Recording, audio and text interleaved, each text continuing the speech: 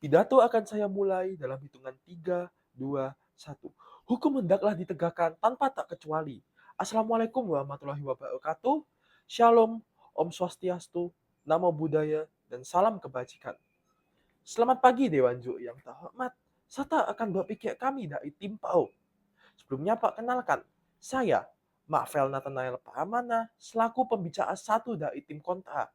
Dan pada kesempatan pagi hari ini, kami, tim kontra menegaskan bahwa kami tidak setuju dengan adanya mosi Dewan ini mendekriminalisasi kejahatan tanpa korban.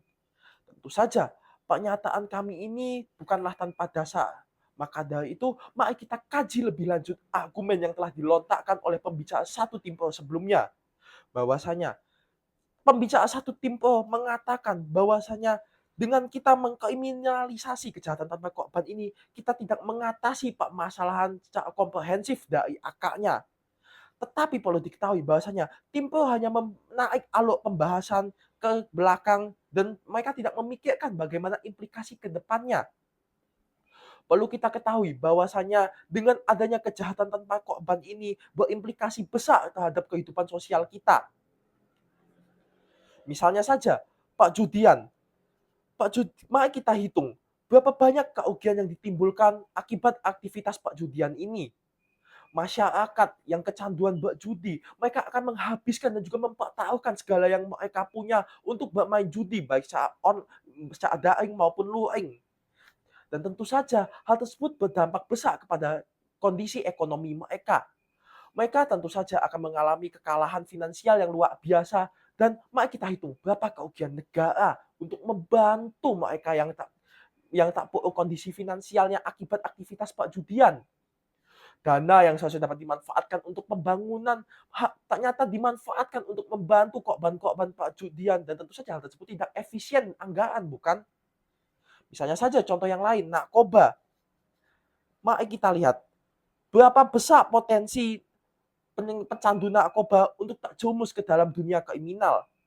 Mereka tentu saja dapat kehilangan kendali akibat zat-zat adiktif yang ditimbulkan oleh penggunaan narkoba tersebut. Dan hal tersebut memicu mereka untuk melakukan segalanya dalam memperoleh barang terlarang tersebut. Mereka mungkin saja melakukan pembunuhan atau lain sebagainya karena hilang kendali. Dan bukankah dengan adanya kejahatan tanpa korban itu kemudian berimplikasi kepada kejahatan yang menimbulkan korban? Tentu saja implikasinya sangat besar terhadap alur pembahasan ke depannya. Nah, tim PAO hanya memandang kejahatan ini hanya dari sisi pelaku, tetapi mereka tidak memandang kejahatan ini secara holistik dari secara keseluruhannya. Misalnya saja narkoba. Apakah mereka tidak menyadari jaringan gembong narkoba yang meneror kehidupan sosial kita sehari-hari? Apakah mereka tidak menyadari berbagai aktivitas-aktivitas kriminal yang dilakukan oleh oknum-oknum tersebut, seperti pembunuhan dan juga lain sebagainya?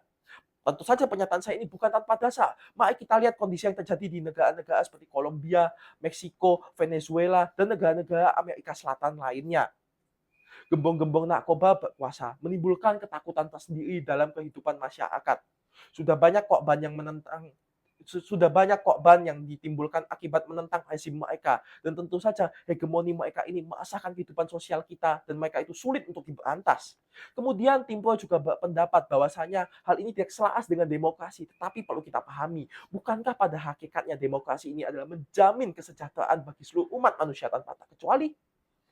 Dengan adanya kejahatan tanpa korban ini tentu saja membuat ketimpangan kualitas sumber daya manusia antara satu dan juga lainnya.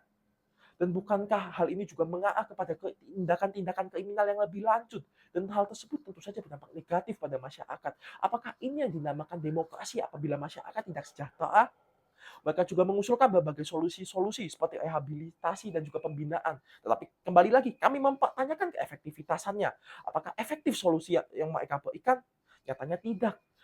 Bahkan kasus-kasus kejahatan seperti prostitusi, perjudian, dan juga narkoba kini telah merambah ke anak di bawah umur. Dan tentu saja solusi mereka tidak efektif dan tidak menangani masalah ini dengan baik.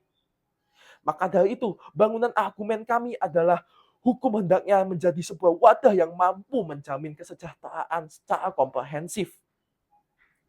Mungkin jika kita dari kecil ini, kita sudah diajarkan untuk mematuhi hukum, mulai dari tata tertib sederhana.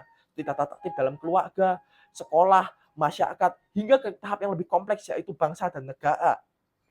Segala aksi-aksi menyimpang yang kita lakukan tentu saja terdapat konsekuensi yang ditimbulkan dari hal tersebut. Ada aksi, ada pula konsekuensinya. Nah, maka dari itu, segala bentuk konsekuensi yang ada itu bukanlah tanpa dasar. Tetapi, konsekuensi tersebut adalah sebagai alat kontrol represif yang digunakan untuk mencegah penyimpangan yang lebih lanjut ke depannya. Dengan adanya kriminalisasi terhadap kejahatan tanpa korban ini, bukankah kita sudah mencegah adanya kejahatan-kejahatan lebih lanjut ke depannya? Dengan kita mengkriminalisasi kejahatan tanpa korban ini, kita akan memunculkan suatu rasa takut dalam kehidupan masyarakat.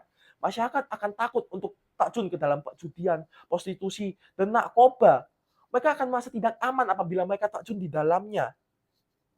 Misalnya kita lihat saja, jika mereka sampai terlibat dalam aktivitas-aktivitas haram tersebut, tentu saja moral mereka dan karakter mereka akan rusak.